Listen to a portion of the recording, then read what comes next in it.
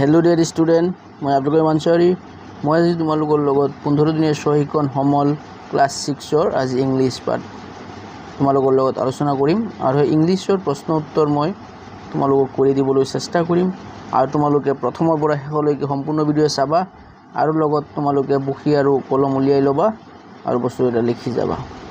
तो बोलो आमी क्लासটো आरम्भ करूँ। चुआ subject English lesson 1 the rainbow. Look at the picture जे एक्टिविटी 1 तुम्हालोकर जी रेनबो आछे कविताटो तात जी पिक्चार दिया आछे तुम्हालोके चुआ and now complete the sentence जे केटामान वाक्य आछे एटु सम्पूर्ण करिब लागे। जे एग्जाम्पल एटा दिसे जे we see A bridge in the picture अर्थात पिक्चारखনত आमी कि देखा पाइछु एटा ब्रिज देखा पाइछु नदीर ऊपरत एंड आरो कि देखा पाइছে जे उइ सी डैश हेतु मैं लिखि दिछु। चुआ उइ see A rainbow in the picture माने आमी कि देखा पाइछु पिक्चारत एटा रेनबो अर्थात रामधेनु देखा पाइछु। And we see the cloud in the picture माने आमी छबिखনত डावर देखा पाइछु। We see a river in the picture आमी नदी एखन देखा पाइछु। जे we see the birds flying in the picture माने छबिखনত चराइबुर उरि आछे आमी देखा पाइछु। जे we see the trees in the picture माने आमी गछ गछनि देखा पाइछु। हाँ एटा नेक्स्ट चुआ एक्टिविटी 1 बी जे we can see many things around us when we go for an outing आमी जेतिया घुरिबोलै जाओ आमार चारिओफाले आमी बहुत धৰণৰ बस्तु देखिबोलै पाओ जेने रिभार्स नदी ब्रिजेस दलंगबुर बोट्स नावबुर trees and roads and etcetera बहुत धৰণৰ बस्तु देखिबोलै पाओ। गतिके let's write the names of 3 other things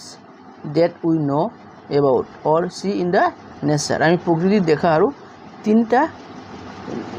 बस्तुर नाम लिखा जी नेকি प्रकृति तुम्हालोके देखिबोलै पोৱা कि देखिबोलै पाলে उलाई जाओते तुम्हालोके चराई देखिबोलै पोৱা बार्ड्स हाँ एंड और कि देखिबोलै पोৱা तुम्हालोके भेहिकल्स हाँ मैं लिखि दिछु। चुआ जे बार्ड्स BIRDS बार्ड्स भेहिकल माने जान बाहन तुम्हालोके देखिबोलै पोৱা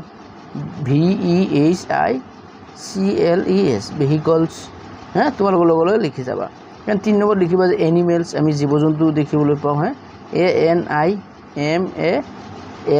एनिमेल्स ANIMALS एनिमेल्स।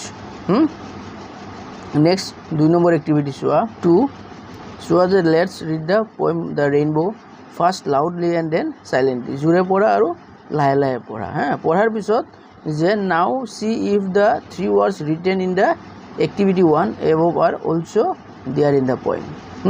ऊपर जे 1 2 3टा शब्द लिखिसा এইকেইটা যাতে পোয়েমৰ ভিতৰত থাকে বা ভিতৰত থকা আছে না হেতু চাবা। And let's write out from the poem words naming the gift of nature to us মানে আমাক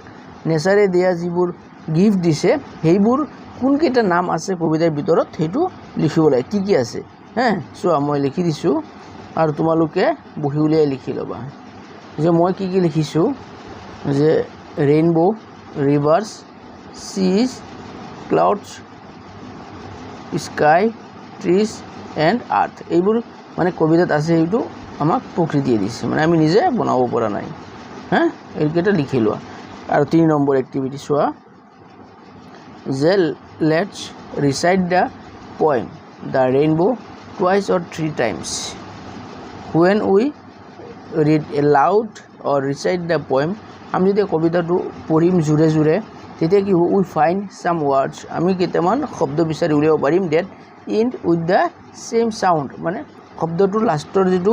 সাউন্ড আছে এইটো তোমাৰ সেম হ'ব such as যে উদাহৰণ স্বৰূপে যে সিজ দিস প্লিজ ট্রিজ মানে এই শব্দকেইটা কি সাউন্ডটো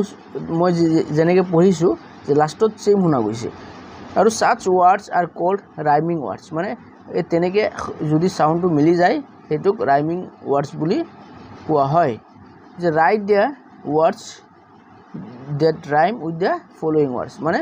तলত तुम्हार 4टा शब्द दिसे शब्द केटा ठीक तेनेदरे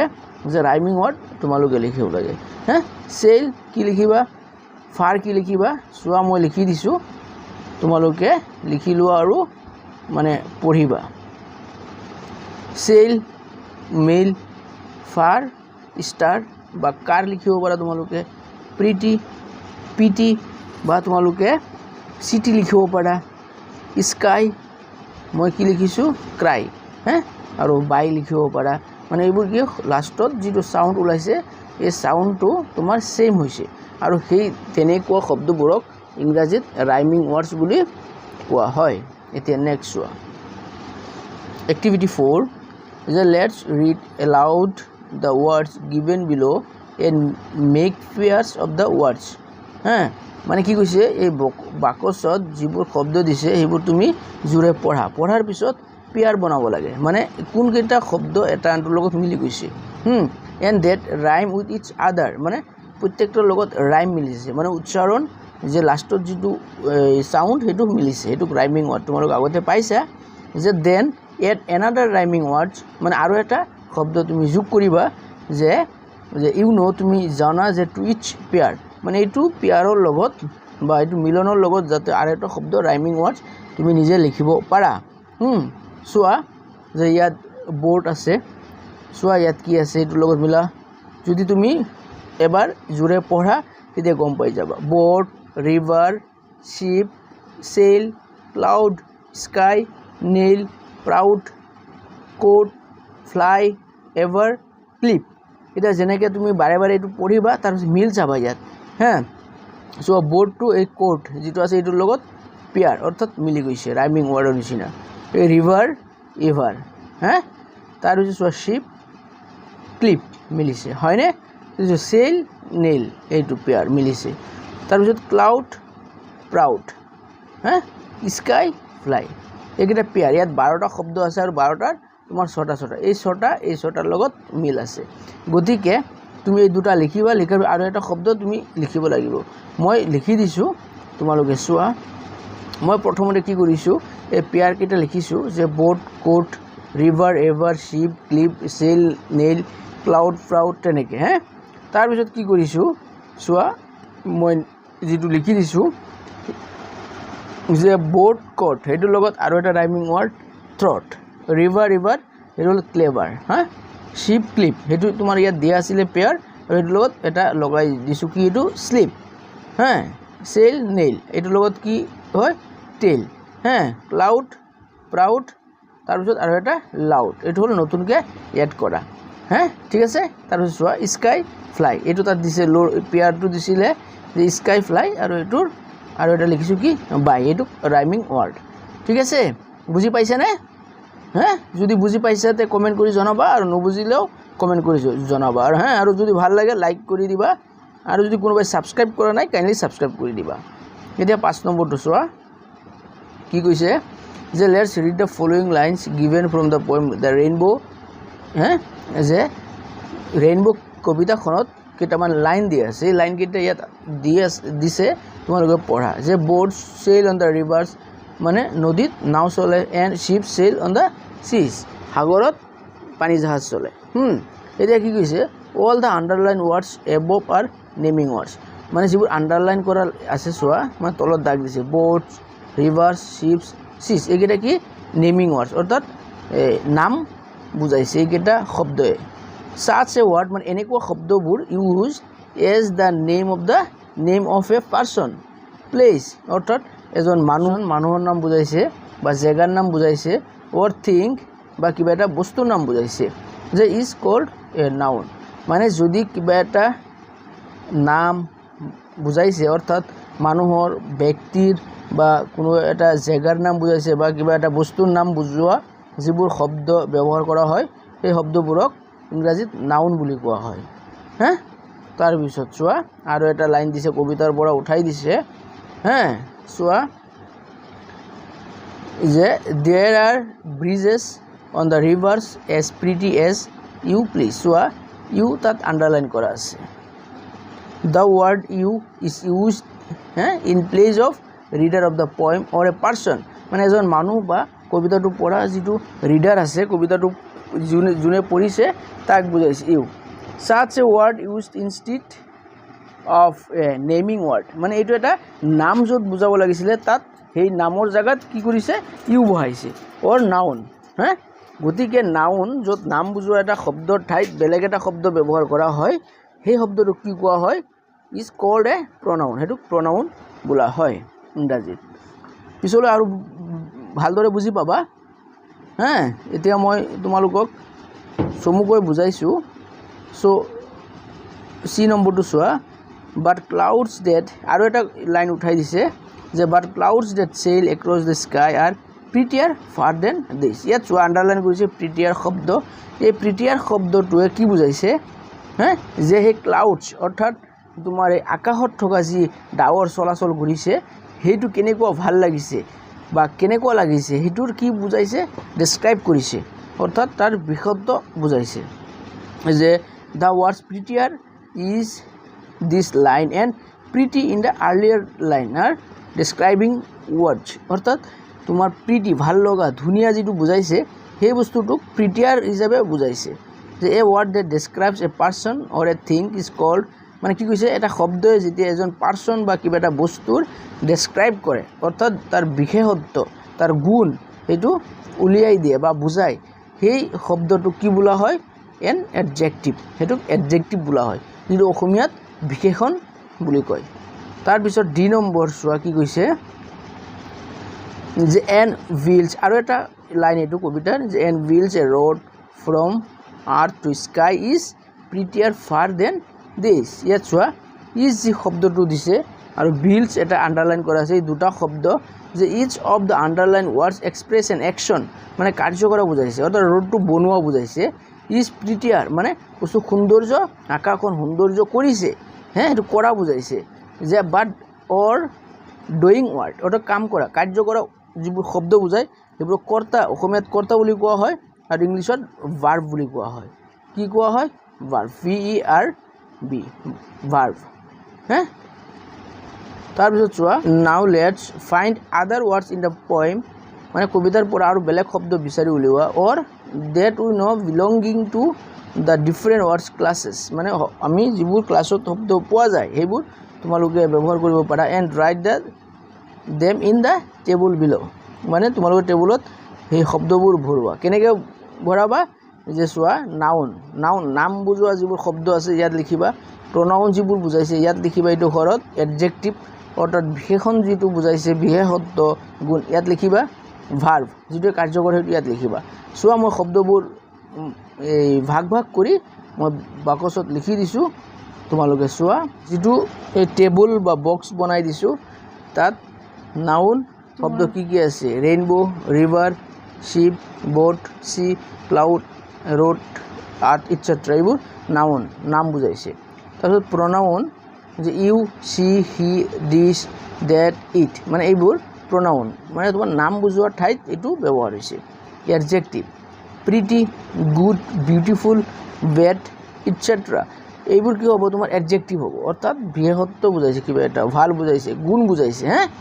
তাৰপিছত ভাৰ্ব মানে চেল বিল্ড ৰান ডু এইবোৰ কি একো একোটা ভাৰ্ব কৰ্তা ক্ৰিয়া মানে চেল মানে ভাহি থকা বুজাইছে বিল্ড বনোৱা বুজাইছে ৰান মানে যোৱা বুজাইছে ডু কৰা বুজাইছে অৰ্থাৎ যিবোৰ কৰা বুজায় সেইকেইটা হ'ল ভাৰ্ব ঠিক আছে এতিয়া নেক্সট চোৱা 26 যে let's read the following 2 lines from the poem the rainbow and see how the word breezes is used as different words class in the which line চোৱা দুটা লাইন দিছে যে কবিতাৰ পৰা সেই দুটা লাইন তুমি পঢ়াৰ পিছত কি অৰ্থ বুজাইছে সেইটো চোৱা যে এক নম্বৰ কি কৈছে there are breezes on the rivers অৰ্থাৎ নদীৰ ওপৰত কি আছে দলং আছে গতিকে দলংটো এটা নাম বুজাইছে দলং তাৰপিছত কি বুজাইছে যে but the boat that bridges heaven ইয়াত ব্ৰিজেছ যিটো আছে এইটোৱে তোমাৰ ভাৰ্ব বুজাইছে এইটো কাম কৰা বুজাইছে কাৰ্য বুজাইছে গতিকে in the first line the word breezes is naming word এইটো নাম বুজাইছে অৰ্থাৎ নাউন যে while in the second line it is a doing word that's verb অৰ্থাৎ তাত কাৰ্য কৰা বুজাইছে similarly sail and bow are two other words which can be used as a noun as well as verb অৰ্থাৎ এইটো নাম অৰ্থাৎ noun বুজায় কেতিয়াবা ভাৰ্ব বুজায় দুটাই বুজায় চেইল এণ্ড বো ঠিক তেনেদৰে কেইটামান কাৰ্য কৰিবলৈ লৈছোঁ তোমালোকক চোৱা আৰু এটা লগতে এক্সাম্পল দিছে যে for example the boat has a large sail as a noun মানে চেইলটো কি বুজাইছে ইয়াত নাউন হা and the ship sail on the seas ইয়াত চেইলটো কি ভাৰ্বত বুজাইছে ঠিক তেনেদৰে যে let's make sentence using the words given below first a noun and then a verb মানে এই শব্দকেইটাক এবাৰ নাউন হিচাপে এবাৰ ভাৰ্ব হিচাপে বাক্য ৰচনা কৰিব লাগে বো নাউন মানে যেতিয়া নাম বুজাব এইটো কেনেকৈ বটো আকৌ ভাৰ্ব বুজাব কেনেকৈ এই মেক সেন্টেন্স হ'ব চোৱা মই কৰি দেখাইছোঁ চোৱা বাক্য ৰচনা যে আই হেভ এ বো বো ভাৰ্ব হিচাপে কি বো down Euro head to respect hand মানে হাত নাউন হিচাপে যে আই হেভ টু হেণ্ডছ আমাৰ দুখন হাত আছে এইটো নাউন হেণ্ড হি হেণ্ডেড মি 10 rupees 10 টকা এটা দিছে দিয়া বুজাইছে এইটো কাৰ্য বুজাইছে সেইকাৰণে এইটো হেণ্ড ভাৰ্ব বুজাইছে আৰু দুটা দিছে চোৱা ৱাটাৰ নাউন হিচাপে যে উই ড্ৰিংক ৱাটাৰ আমি পানী খাওঁ ৱাটাৰ ভাৰ্ব হিচাপে কি বুজাইছে he is watering the garden মানে গাৰ্ডেনত পানী দিছে ইয়াত ভাৰ্ব বুজাইছে ৱাটাৰে হা নেক্সট চোৱা read the poem the dodo from the lesson number 1 যে দ্য ৰেইনবো কবিতাখনৰ তোমাৰ লাষ্টত যা ডোডোৰ এটা পয়েম আছে কবিতা আছে সেইটো তোমালোকে পঢ়া then draw the picture of the bird dodo write out the few lines about the birds এই ডোডোৰ বিষয়ে তুমি কেইটামান লাইন লিখিব লাগে